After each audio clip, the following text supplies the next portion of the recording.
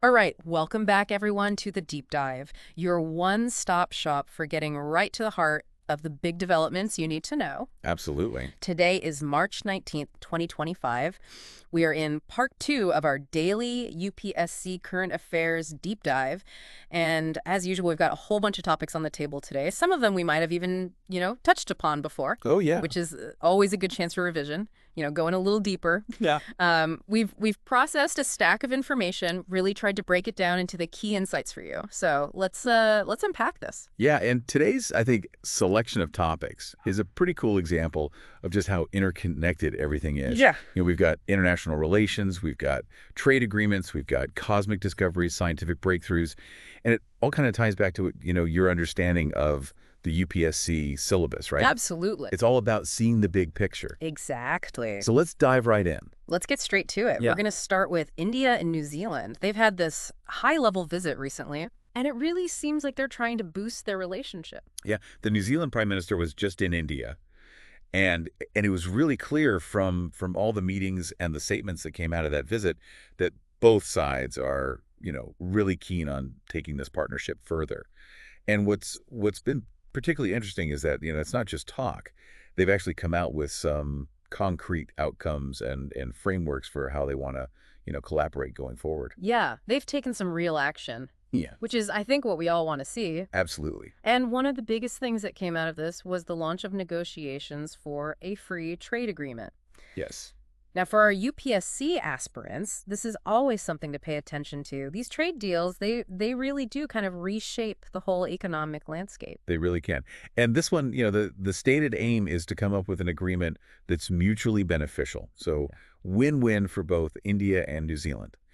And what's quite interesting, they're even talking about early cooperation on digital payments, which is, very much looking ahead. Yeah, it's really forward-looking because it's not just about goods crossing borders anymore, is it? No, not at all. It's about services. It's about the flow of ideas, the flow of talent. And this focus on digital payments right from the start, I think, just shows that both countries recognize the growing role that technology is going to play in international trade. Absolutely. And then alongside the FTA talks, you've also got the fact that they're starting these discussions on, how to make it easier for professionals and skilled workers to move between the two countries. Exactly. So it's not just about trade and goods, it's about that exchange of expertise as well. Yeah, and I think that's, deliberately designed to encourage collaboration, particularly in areas like innovation, emerging technologies. And this is, something for our listeners who are preparing for the UPSC exam. This is something to think about, right? How these kind of agreements, how they might impact things like, talent migration or even future economic partnerships. What are the long-term implications of this kind of deal? Yeah, it's really looking at the bigger picture. Exactly. And then on top of that, you've got New Zealand saying, okay, we're going to join India's Indo-Pacific Oceans Initiative and the Coalition for Disaster Resilient Infrastructure. That feels like a pretty strong alignment on some really key strategic priorities. Oh, absolutely. I mean, the IPOI with its focus on maritime safety and security, in a region that is, increasingly important, and the CDRI, which is all about building infrastructure that can withstand climate change, natural disasters. These are both key Indian initiatives, right? And New Zealand's decision to join them, I think it sends a strong signal about their shared vision for the region, for regional stability, for addressing this growing threat of climate change, and this kind of multilateral cooperation. I think it's really important to note, because it can have significant geopolitical implications down the line. Absolutely. And just to add to that, we had this whole raft of bilateral documents being signed. I mean, we're talking defense, forestry, education, sports. You name it, it was on the list. Yeah, it was a pretty comprehensive list. And I think it just kind of underscores this point that we were making earlier. It's a broad relationship. Yeah. It's a deepening relationship. And these agreements are really the building blocks of that cooperation, right? They provide the mechanisms, the specific ways in which countries can work together. They can do these collaborative activities, these exchanges, and it's across such a wide range of sectors. I mean, take the Authorized Economic Operator Mutual Recognition Agreement. Sounds very technical, but what it really does is it streamlines customs procedures. So it makes it easier for businesses to trade. It cuts down on red tape. Yeah. And that can be a huge boost for trade facilitation. And it makes it easier for companies to actually take advantage of the benefits that come from these agreements. Exactly. I mean, imagine a company is certified as a reliable trader by Indian Customs, right? Yeah. Well, under this agreement, New Zealand will also recognize that status. So potentially, their shipments will clear customs faster. It's about making things smoother. It's about, making the whole system work better for everyone. Yeah, reducing those barriers to trade. Exactly. So now, if we just take a quick look at the actual trade figures. Okay. For 2023 to 2024, the total trade was 1.75 billion US dollars. Right. With India having a slight surplus. And if you look at the breakdown, India's importing things like wool, iron, and steel. And it's exporting things like pharmaceuticals and machinery. What does that kind of tell us about the current shape of this economic relationship? I think what's interesting there is it kind of points to a bit of a traditional trade relationship, right? Yeah. Where India is importing raw materials, things like wool, iron, and steel. Yeah. And then exporting manufactured goods, pharmaceuticals, machinery. And that kind of reflects the stage of development of each economy. Right. Right. But I think the real question for your UPSC analysis is how might this change? Yeah. Right? How might an FTA, especially with its emphasis on technology, on services, how might that reshape the dynamic? What might the trade relationship between India and New Zealand look like in 5 years and 10 years? That's something to think about. Yeah, that's a good one to ponder. And then beyond all the economic side of it, there's also this people-to-people connection. Right. We've got something like 8,000 Indian students studying in New Zealand. That's right. And they share those passions for sports like cricket and hockey. You can't underestimate those kinds of cultural links. Oh, you really can't. Because those links, those shared interests, those people-to-people connections, they create a foundation. Yeah. Right. For strong diplomatic relations. I mean, when people understand each other's cultures, they understand each other's perspectives, it builds goodwill, it builds trust. And that can have a really positive impact on all aspects of the relationship. Absolutely. Whether you're talking about trade negotiations or international collaborations. Yeah, it's all connected. Exactly. And then you mentioned the defense cooperation as well. Yeah, those naval visits, the customs agreement to tackle transnational crime, it all kind of adds that extra layer of security collaboration as well. Right. And that's an important dimension too. You've got these shared security interests. Yeah. You've got this growing cooperation in areas like maritime security, law enforcement. Yeah. And that just adds to this overall picture of a partnership that's multifaceted, that's growing, that's deepening. Okay, so let's kind of shift gears completely now. Okay. We're going to go from international relations to something completely different. Right. We're going to talk about meteorites. Because we had this really interesting news recently about a confirmed meteorite fall in Maharashtra. Now, why is it so important to actually study these visitors from space? Well, I think one of the most fascinating things about meteorites is that they offer us this incredibly unique window into the history of our solar system. Oh, yeah. Their composition, the minerals, the elements that they're made up of. It gives us this invaluable data about the geochemistry, about the makeup of planets and other celestial bodies. Right. And that can tell us a lot about how our solar system actually formed billions of years ago. They're like time capsules. Exactly. They're like little pieces of the early universe that have literally fallen into our lab. That is amazing. And by analyzing them, by studying their composition, we can gain a deeper understanding of how, planets like Earth evolved. And potentially even find clues about the very origins of life. Some scientists believe that the building blocks of life, the essential ingredients, they may have actually been delivered to early Earth by objects like this. Wow. It's mind-boggling to think about. And it's not just about looking back into the past. Yeah. It's also about understanding the present. We have these initiatives like NASA's All-Sky Fireball Network, Canada's CMOR, which is a meteor radar system. And they're constantly monitoring for these events. Right. So it's almost like we have this cosmic surveillance system, right? Yeah. Keeping an eye on what's coming our way. And these programs are really crucial because they help us collect data. Yeah. The NASA network helps us track the really bright meteors, the fireballs. Yeah. The CMOR uses radar to to figure out the speed, the direction, the location of meteorites. And that allows us to better understand, where they came from, what's their potential impact zone.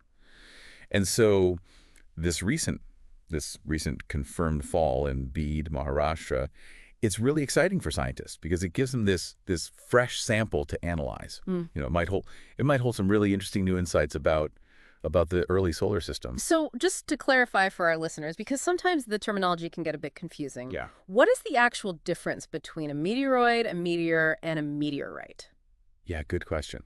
So a meteoroid, that's simply a small piece of rock or debris that's out in space. Okay. Right. When that piece of rock enters the Earth's atmosphere and starts to burn up because of friction, you get that bright streak of light that we often see. Yeah. And that's what we call a meteor. Okay. Or a shooting star. Now, if any part of that meteoroid survives that fiery journey through the atmosphere and actually hits the ground, that surviving piece, that's a meteorite. Oh. And just to add to that, when we talk about meteor showers, that's basically when the Earth passes through a stream of debris. So you get multiple meteors entering the atmosphere over a short period of time. Right. Okay. So space rock, atmospheric flash, ground find. Exactly. Yeah. Nice way to put it. And then when we talk about meteorites themselves, they're not all the same, are they? You get the stony ones, you get the iron ones. That's right. You got three main types. You've got the stony meteorites, you've got the iron meteorites, and then you've got the stony iron meteorites. Yeah. And each of them has a different composition, right? A different mix of minerals. Right. And that reflects their origins, where they came from in the solar system. Yeah. And visually, they're quite interesting as well. They often have this dark melted exterior, which is caused by the intense heat of atmospheric entry. And then you get these unique patterns and textures on their surfaces, which are formed during that process of ablation. It's like they've been sculpted by fire. And then occasionally, if you have a larger meteorite hitting the Earth, it can actually create an impact crater. Right. One of the most famous examples in India is Lonar Lake in Maharashtra. Yeah. Which is believed to have been formed by a meteorite impact. Yeah. And for our listeners who are taking notes, yeah, it's worth remembering that the vast majority of the meteorites that we find on Earth, more than 99.8% according to NASA, they originated from asteroids. Okay, so from the vastness of space, we're going to come back down to Earth. Right. And we're going to talk about something a little bit more grounded, which is free trade agreements, or FTAs. We know India has been very actively pursuing these agreements, but for our listeners who maybe aren't quite as familiar with them, can you just give us a quick definition? What exactly is an FTA, and why are they such an important tool in international trade? Sure. So in essence, an FTA is an agreement between two or more countries, or sometimes trading blocs, where they agree to reduce or eliminate barriers to trade between them. Okay. And these barriers can be things like tariffs, which are taxes on imports, or non-tariff barriers, which can be things like quotas or restrictive regulations. Right. And the scope of an FTA can actually extend beyond just trade in goods. It can also include services, investment, intellectual property rights. So it can be quite a comprehensive agreement. And for a country like India, what are the main benefits of actually entering into one of these agreements? Well, there are quite a few advantages. The most obvious one is that it provides Indian businesses with easier access to foreign markets. Because by lowering or removing tariffs, their products become more competitive. And that opens up a lot of opportunities, especially for, small and medium-sized enterprises who may be struggling to compete with larger international players. Right. But it goes beyond just tariffs, right? Mm-hmm. FTAs can also address these behind-the-border issues, things like, differing regulations or bureaucratic hurdles that can hinder trade, and they can encourage foreign investment. They can streamline e-commerce rules. They can even promote greater regional integration. So it's really about creating a more favorable environment for businesses to operate in. Yeah, so it's not just about removing the tariffs, it's about making that whole trade process smoother and more efficient. Exactly. I mean, think about a small garment exporter in Tirupur. Yeah. For them, an FTA that slashes tariffs in a key market, that could be the difference between survival and significant growth. Because suddenly they can compete on a more level playing field. Right. They can reach new customers. Yeah. They can expand their business. So it can have a real impact on the ground. And we've seen that India has been, signing a number of these FTAs in recent years. It seems to be a core part of the economic policy. Or absolutely. I mean, the information we have shows that, over the last 5 years, India has signed 13 FTAs. Wow. With various partners. And the overall goal is to boost export-oriented domestic manufacturing. Make India a global manufacturing hub. And there are already some key agreements that are in effect. The India-Asian Trading Goods Agreement, the South Asia Free Trade Agreement, Right. Yeah. and importantly, India is also currently in negotiations with some major economic powers, the UK, Canada, the European Union. So these ongoing negotiations are really crucial because they're going to shape India's future trade relationships, how integrated it is into the global economy. And there's also this point that's been made that FTAs can actually provide a degree of resilience to India's trade. Because as global tariff challenges increase, you have this network of agreements in place that can help cushion the blow. So it's a strategic way to navigate a very complex global trade landscape. Exactly. Okay, let's move from trade to something else that's been making headlines.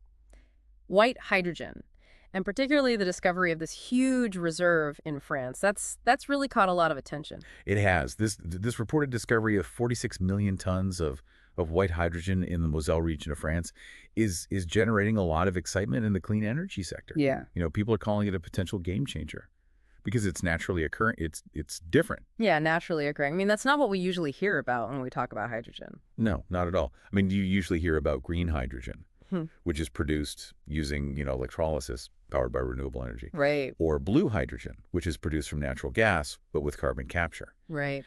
White hydrogen is different. It's created through these natural geochemical reactions deep within the Earth's crust. Wow.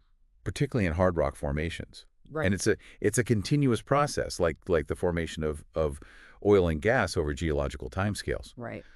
But because hydrogen molecules are so small, they're more likely to escape those cap rocks that trap oil and gas. So it's harder to find these large reservoirs. And the industry around white hydrogen is still very much in its infancy. Right. But the potential benefits are huge, right? Because it's naturally occurring. There's no need for these industrial processes. It's zero carbon emissions. Yeah. And it's potentially very cost effective if you can find those large accessible reservoirs near where the hydrogen is needed. So we've talked about green, blue, and now white hydrogen. Just for clarity, how does white hydrogen stack up against those other types? Sure. So just to recap, green hydrogen from renewable powered electrolysis, blue hydrogen, natural gas with carbon capture. You've got gray hydrogen, which is the most common type right now. That's also from natural gas, but without the carbon capture. So it's less environmentally friendly. Right. Then you've got black and brown hydrogen, which are produced from coal. And then pink hydrogen, which is when you use nuclear power to power the electrolysis. Okay. So each of these has its own, advantages and disadvantages. Right. But what makes white hydrogen unique is that it's naturally occurring. Yeah. Right. So it's kind of in a category of its own. Okay. It's not dependent on these production methods. Okay, now let's bring our focus back to India and talk about some environmental conservation efforts. Arunachal Pradesh recently released its state biodiversity strategy and action plan. What's the significance of this?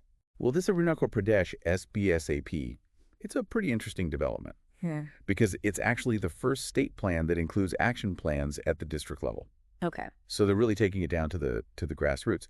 And this shows that they're really serious about aligning their local conservation efforts with the national goals. Right. So things like the National Biodiversity Strategy and Action Plan or the Global Kunming-Montreal Global Biodiversity Framework. And for our UPSC candidates, that Kunming-Montreal framework is a pretty key agreement. Oh, absolutely. I mean, this was adopted at the CBD COP15. Right.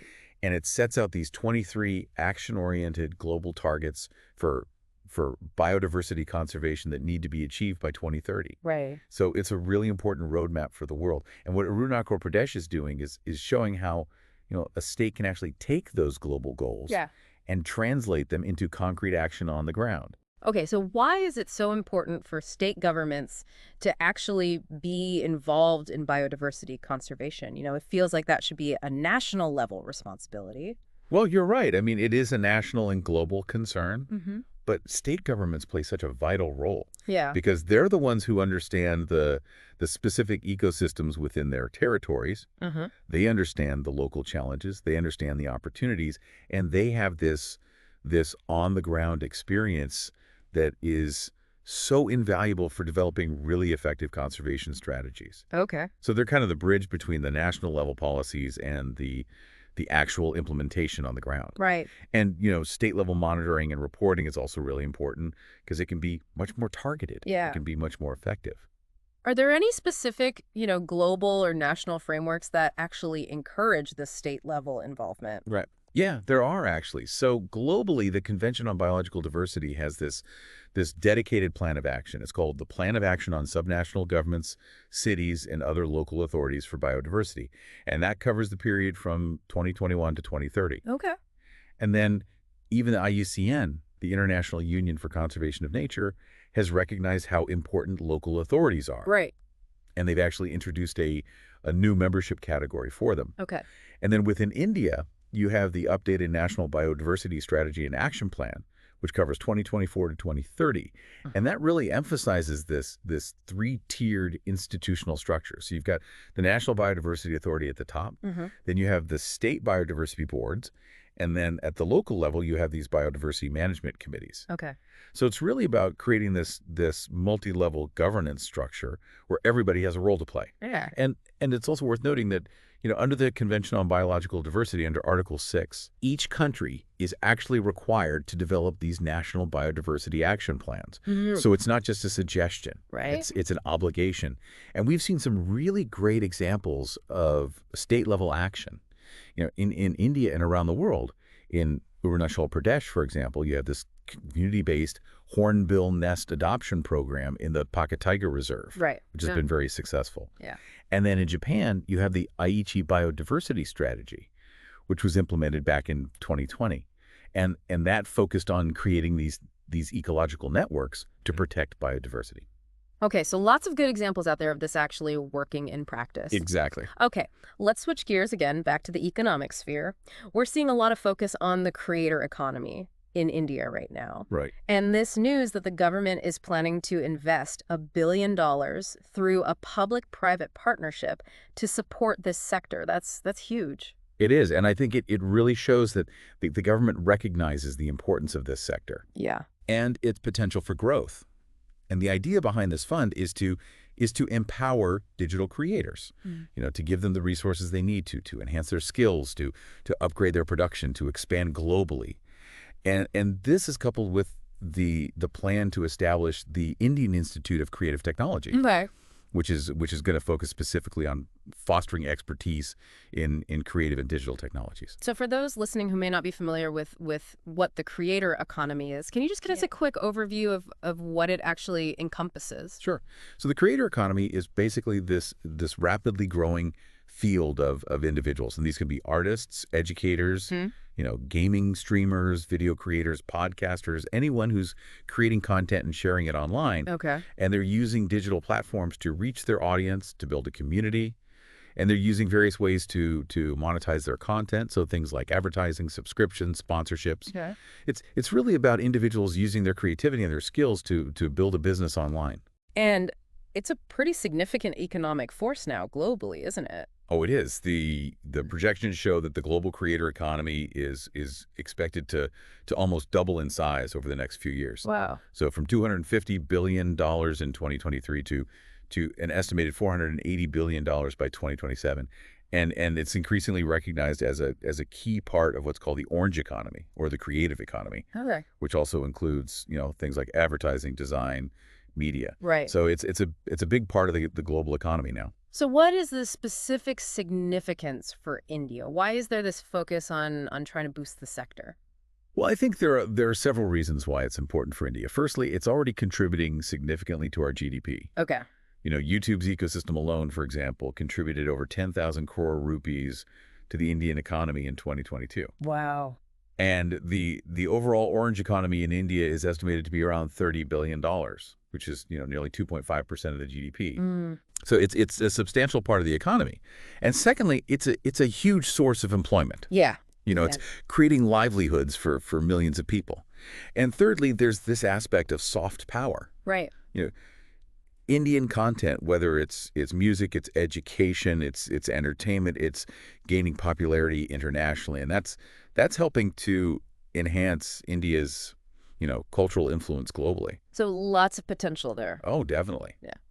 But are there any challenges? But of course. I mean, as with any rapidly growing sector. Yeah, it's never going to be that easy. Exactly. And I think in India specifically, one of the big challenges is the digital infrastructure gap. Internet access is still uneven across the country. Right. The rollout of BroadNet, which is aimed at bringing broadband to rural areas, has been slow. Right. Data costs are still relatively high. And digital literacy levels vary significantly across different parts of the population.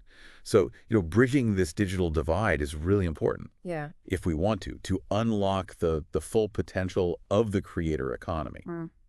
And then, of course, there are policy and regulatory challenges as well. Okay. There's still a lot of uncertainty around things like taxation, Right. data privacy compliance, copyright protection, Mm-hmm. and of course there's the issue of platform policies. These international platforms that creators rely on, they can often change their policies quite suddenly, Right. and that can have a big impact on creators' livelihoods. Yeah. And then finally, you have the issue of financial constraints. Oh. A lot of creators, they struggle to generate enough revenue from advertising. Mm-hmm. They have to pay high platform fees and access to capital, funding, loans. That can be very difficult. Mm-hmm. So addressing these challenges, I think, is really key if we want to create a thriving and sustainable creator economy in India. Okay, so now let's talk about some governance mechanisms. Okay. We've been hearing about this Online Assurances Monitoring System, or OAMS. What exactly is its role in managing these government assurances that we hear about? Well, the OAMS is basically a digital platform. Okay. And it's managed by the Ministry of Parliamentary Affairs. And its job is to track, to monitor, and to basically help fulfill those assurances that are given by government ministers in Parliament. Okay.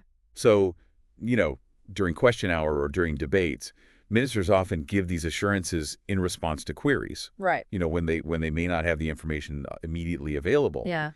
And these assurances are essentially promises, undertakings to do something. Right. And they're expected to be fulfilled within a specific time frame, usually 3 months.